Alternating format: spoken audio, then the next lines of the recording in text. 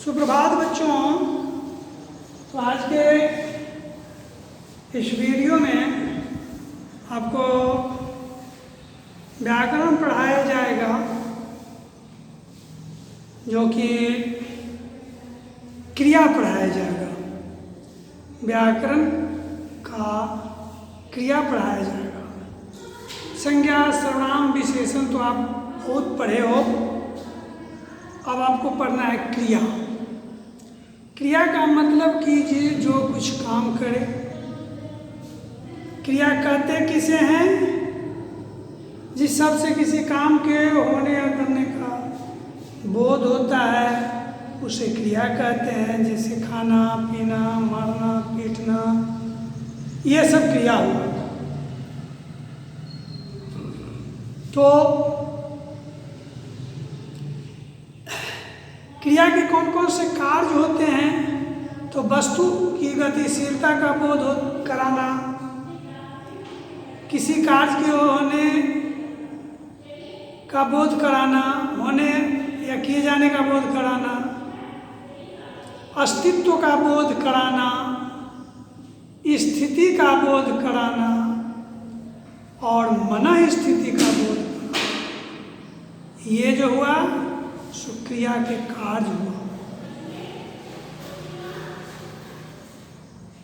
अब कर्म के अनुसार क्रिया के भेद दो होते हैं,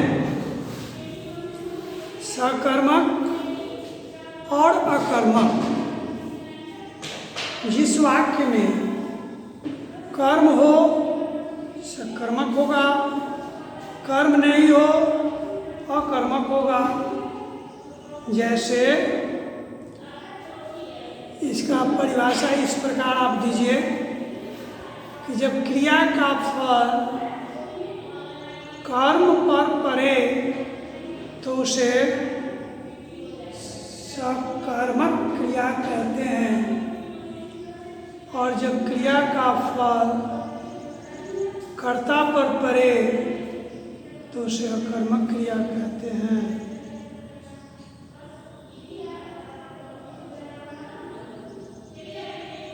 कर्म के अनुसार क्रिया के भेद। अब देखिए, कर्म के अनुसार क्रिया के दो भेद, सकर्मक और अकर्मक। राम पटना जाता है, सकर्मक क्रिया है, क्योंकि जाना निश्चित है पटना, लेकिन वह जाता है, उसके जाने की निश्चितता नहीं है कि वह कहाँ जाता है। ये पता हमें नहीं है कि वह कहाँ जाता है, तो इसमें कर्म नहीं है, तो इसे अकर्मक क्रिया कहते हैं। अब आइए, व्युत्पत्ति के अनुसार,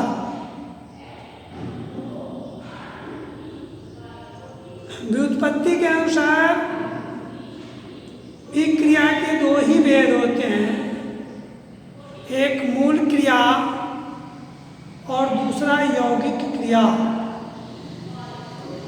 मूल क्रिया का मतलब होता है मूल धातु से जो क्रिया बनता है उसे मूल क्रिया कहते हैं।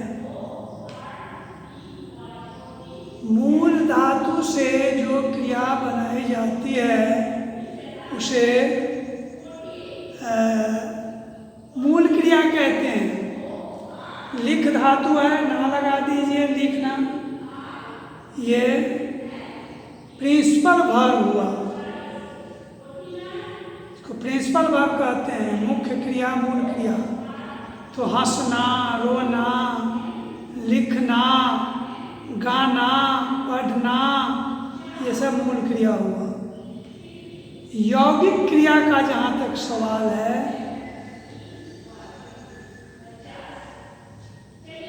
यौगिक का अर्थ ही होता है कि किसी तत्व के योग से बनी हुई, किसी तत्व के योग से बनी हुई यौगिक क्रिया।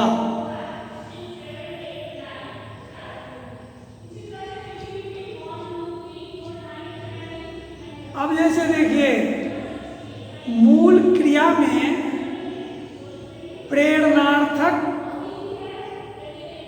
प्रत्यय लगा देना है तो ये यौगिक क्रिया हो गया।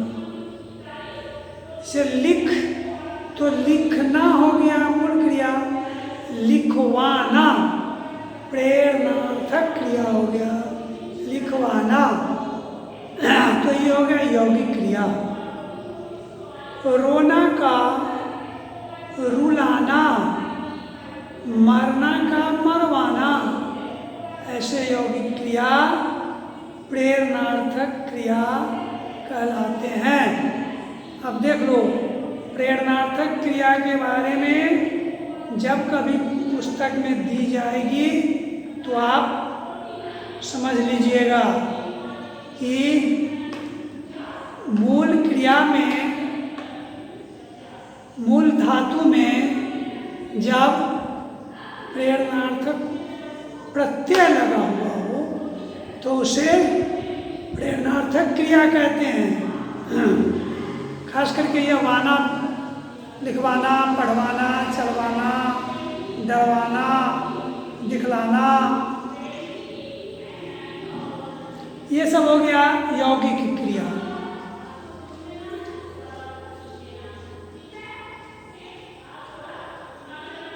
यह दूसरा हो गया, पहला हो गया मूल क्रिया में प्रेरणार्थक प्रत्यय लगाना। दूसरा है नाम अर्थात संज्ञा को ही धातु अर्थात क्रिया के मूल रूप में अपनाकर नाम धातुज रूप में भी बनती है। जैसे हाथ, हाथ संज्ञा हुआ तो हथियाना, हथियाना, हथियाना क्रिया हुआ। यह दो क्रियाओं के योग से संयुक्त क्रिया के रूप में भी बनती है। इसे रो पढ़ना, रोना, रोना भी एक क्रिया है, पढ़ना भी एक क्रिया है। तो जिस वाक्य में दो तरह की दो क्रियाएं हों उसे संयुक्त क्रिया कहते हैं। रो पढ़ना, ठीक है। नाम धातु जो होता है सो संज्ञा को ही धातु अर्थात क्रिया के मूल रूप में अपनाकर नाम धातु बनाए जाते हैं। हाथ, हाथ संज्ञा हुआ, संज्ञा को क्रिया बनाना तो हथियाना, हथियाना क्रिया हो गया।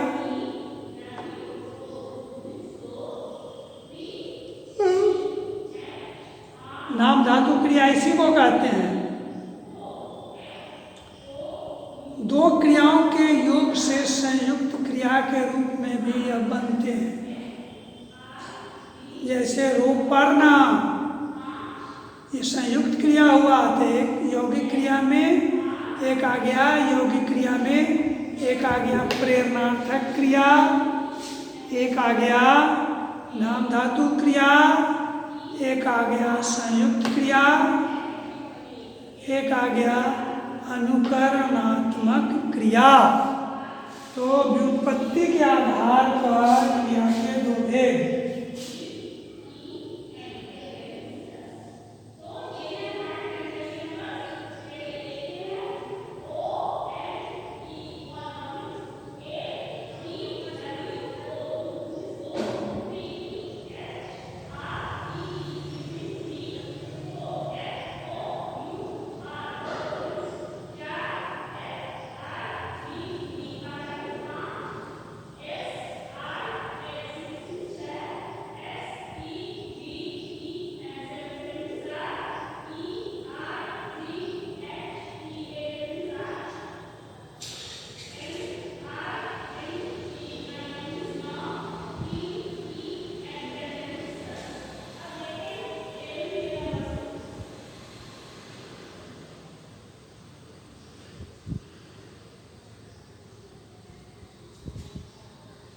व्युत्पत्ति के आधार पर क्रिया के दो भेद होते हैं।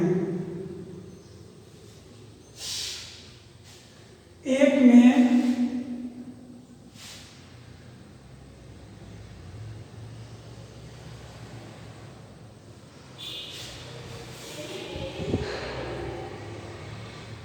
मूल क्रिया, एक में क्या होता है, मूल क्रिया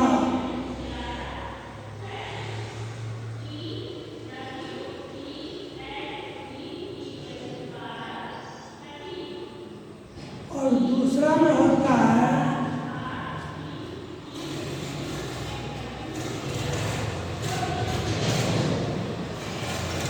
यौगिक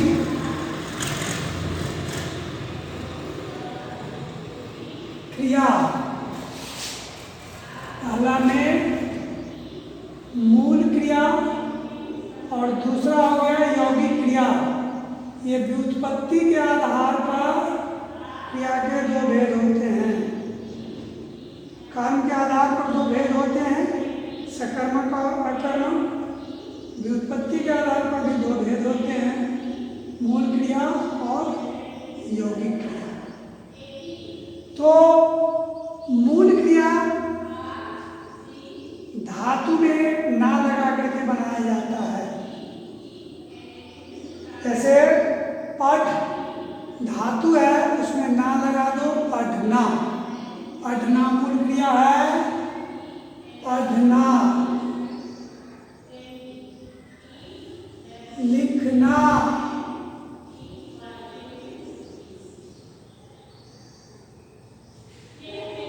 रोना, हंसना, ये सब क्या है, मूल क्रिया। और यौगिक क्रिया जो है, नाम है इसका यौगिक। दो तरह के या दो से अधिक तत्वों के योग से यौगिक क्रिया का निर्माण होता है। तो ये होता है, इसके चार रूप भेद होते हैं। यौगिक क्रिया,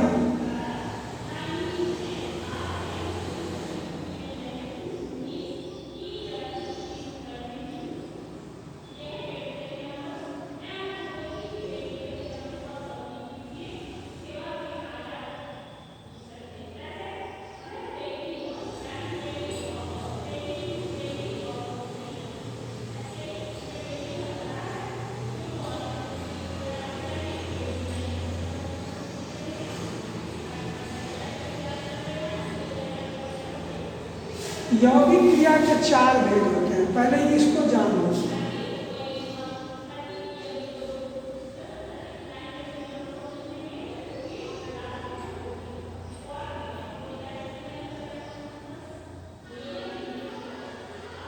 प्रेरणार्थक क्रिया,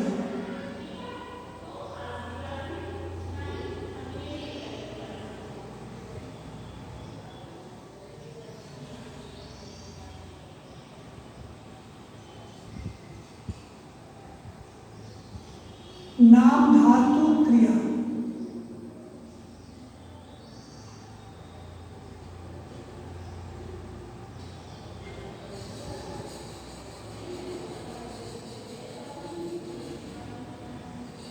संयुक्त क्रिया,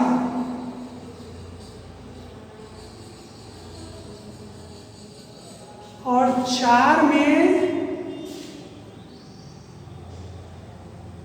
अनुकरणात्मक।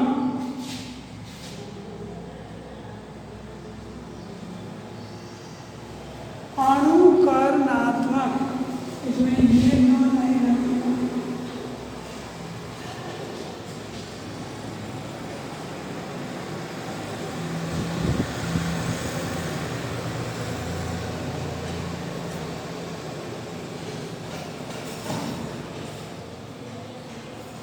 अनुकरणात्मक।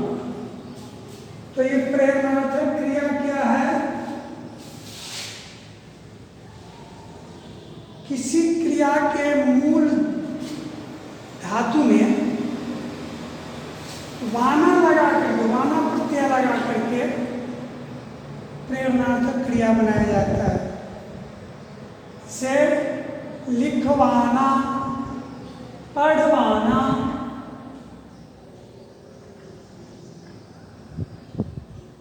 गवाना, चलवाना, है ना, रुलाना,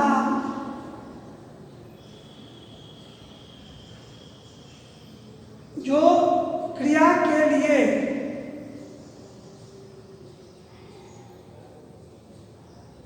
प्रेरित करता है, जैसे चलना का चलवाना,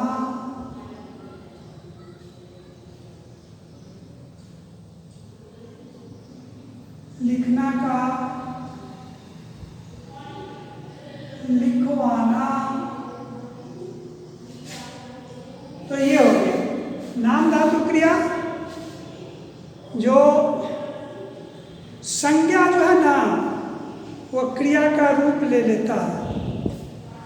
बंद कर दो। ये जो बचा हुआ है इसको मैं कल बताऊंगा। पुनः इसकी पढ़ाई पुनः फिर कल मैं करा दूंगा, ठोस हो जाएगा। धन्यवाद।